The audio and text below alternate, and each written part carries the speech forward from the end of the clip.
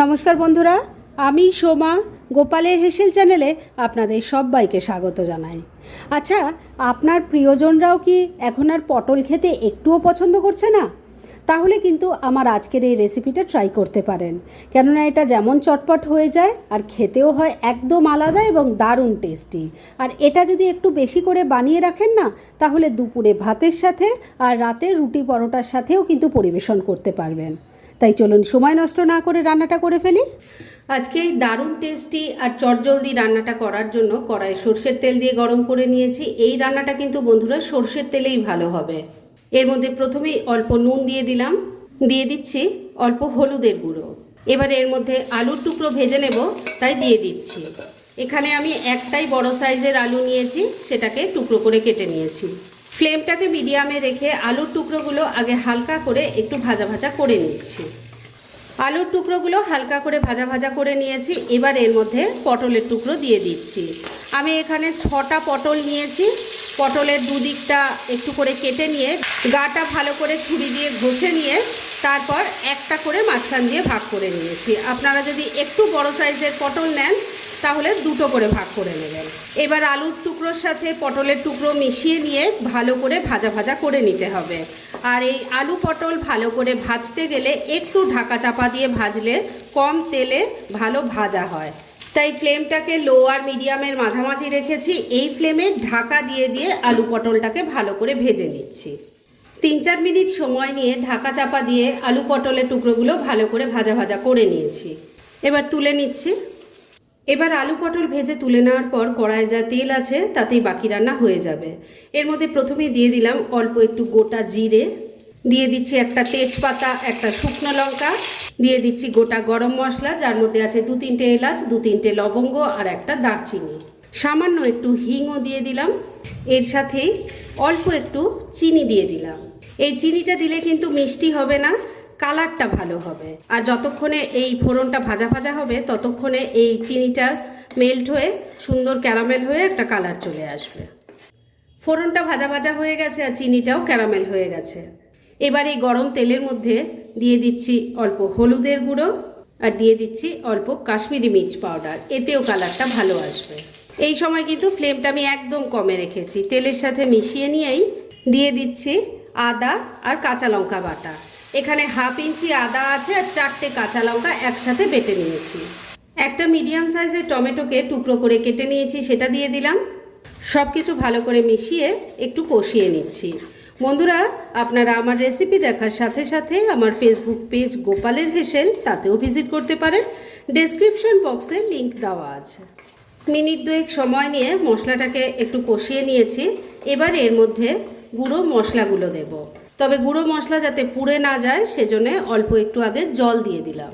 হলুদের গুঁড়ো, কাশ্মীরি মির্চ পাউডার আগেই দিয়েছি। এখন শুধু দিয়ে দিচ্ছি 1 চামচ জিরের গুঁড়ো, 1 চামচ ধনের গুঁড়ো দিয়ে দিলাম। দিয়ে দিচ্ছি অল্প একটু গরম মশলার গুঁড়ো, স্বাদ মতো নুন দিয়ে দিচ্ছি। তবে নুন দেওয়ার আগে খেয়াল রাখবেন সবজিও কিন্তু নুন দিয়ে ভাজা আছে। আর এর সাথেই যাবে সামান্য একটু চিনি। নিরামিষ রান্না যেহেতু একটু মিষ্টি মিষ্টি হলে খেতে ভালো লাগবে, তাই অল্প একটু চিনি দিলাম। এবার সব কিছু ভালো করে মিশিয়ে নিয়ে মশলাটাকে খুব ভালো করে কষিয়ে নিতে হবে। আর এই মশলা কষানোর জন্যও কিন্তু বন্ধুরা একটা ঢাকা চাপা দিলে খুব ভালো হয়, কেননা তাতে মশলাটা খুব ভালো কষানো হবে। তাই ঢাকাটা দিয়ে দিলাম মিনিট 2-এর জন্য। মিনিট 2 সময় নিয়ে ঢাকা চাপা দিয়ে মশলাটা ভালো করে কষিয়ে নিয়েছি। একটু নাড়াচাড়া করে নিচ্ছি। টমেটো দেখুন এখন খুব ভালো করে সফট হয়ে গেছে। এবার ভেজে রাখা আলু পটল দিয়ে দিলাম। মশলার সাথে খুব ভালো করে মিশিয়ে কষিয়ে নিচ্ছি। বন্ধুরা, পটলের একঘেয়ে রান্না খেতে খেতে যদি বিরক্ত হয়ে যান তাহলে কিন্তু এই রান্নাটা করতে পারেন। বাড়ির সবার খুব ভালো লাগবে। একবার ট্রাই না করলে তো সেটা বুঝতে পারবেন না। আর এই রান্নাটা যদি একটু বেশি করে করে রাখেন তাহলে দুপুরে ভাতের সাথে আর রাতে রুটি পরোটার সাথে খেতে কিন্তু অসাধারণ লাগবে। বারবারই বলছি, একবার হলেও ট্রাই করে দেখুন।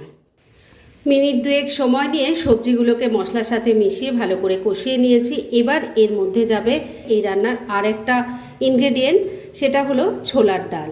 এই ডালটা অ্যাড করাতেই কিন্তু এই রান্নার টেস্ট অসাধারণ হয়ে যাবে এবং অন্য রান্নার থেকে এই রান্নাটা একদম আলাদা হয়ে যাবে। যাই হোক, এখানে 1 মুঠো ছোলার ডাল আছে আর এটাকে আমি সারা রাত জলে ভিজিয়ে রেখেছিলাম আর তারপর প্রেসার কুকারে একটা হুইসেল দিয়ে নামিয়ে রেখে দিয়েছি। দেখুন ডালের দানাগুলো সব গোটা গোটা আছে, অথচ এইভাবে ধরলে কিন্তু ভেঙে যাচ্ছে। এইভাবেই কিন্তু ডালটা রেডি করতে হবে। এবার ছোলার ডালটা দিয়ে দিলাম, সব কিছুর সাথে খুব ভালো করে মিশিয়ে আর একবার কষিয়ে নেব।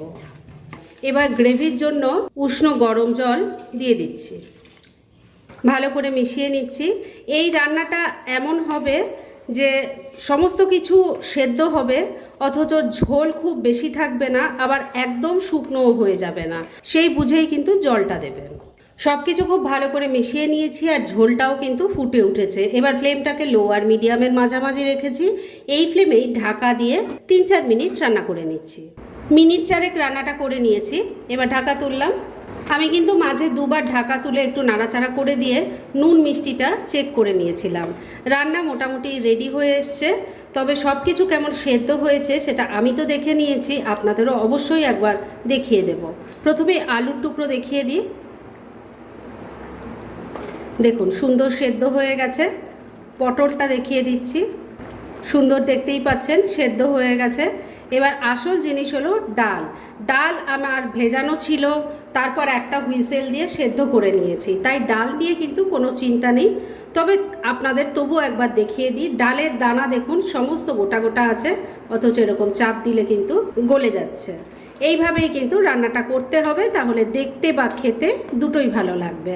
আর এই যতটুকু গ্রেভি আছে এর থেকে বেশি কিন্তু আমি আর শুকাবো না, কেননা এটা ঠান্ডা হলে আরও ঘন হয়ে যাবে। তবে শেষ পর্যায়ে এর মধ্যে দিয়ে দেব অল্প একটু ঘি, মিশিয়ে নিচ্ছি। ঘিটা ভালো করে মিশিয়ে নিয়েছি, রান্না এবার একদম রেডি। গ্যাসটা বন্ধ করে দিলাম। এবার মিনিট 2 জন্য এটাকে স্ট্যান্ডিং টাইমে ঢাকা রেখে দিচ্ছি আর তারপর সার্ভ করে আপনাদের দেখাচ্ছি। ফ্রেন্ডস, আমার আজকের এই পটলের দুর্দান্ত স্বাদের এবং ভিন্ন স্বাদের একটা রেসিপি যেটা একদম রেডি হয়ে গেছে এবং আমি সার্ভ করে দিয়েছি। ভীষণ ইজি রেসিপিটা, কিন্তু খেতে ফাটাফাটি হয়। সেটা একবার ট্রাই করুন, তাহলেই বুঝতে পারবেন। আর এরকম ধরনের অনেক ভালো ভালো নিরামিষ রান্নার রেসিপি আপনারা গোপালের হেসেল সার্চ করলেই পেয়ে যাবেন, যার মধ্যে থেকে কিছু কিছু আমি সাজেস্টেড বক্সেও দিয়ে দেব, সেখান থেকেও আপনারা দেখে নিতে পারেন। তাই গোপালের হেসেল অবশ্যই ভিজিট করুন। আর আপনারা কেমন ধরনের রেসিপি চাইছেন সেটাও কিন্তু আমাকে জানাতে পারেন। আমি চেষ্টা করব সেই সব রেসিপিগুলো আপনাদের সাথে শেয়ার করার। আর আমার আজকের এই রেসিপি যদি আপনাদের ভালো লাগে আর ইউজফুল বলে মনে হয়, তাহলে যারা এখনও আমার চ্যানেলটাকে সাবস্ক্রাইব করেননি তারা প্লিজ সাবস্ক্রাইব করুন। তাহলে আজকের মতো এখানেই শেষ করছি। পরদিন আবার এরকমই কোনো ভালো রেসিপি নিয়ে চলে আসব। আপনারা সবাই খুব ভালো থাকুন, সুস্থ থাকুন।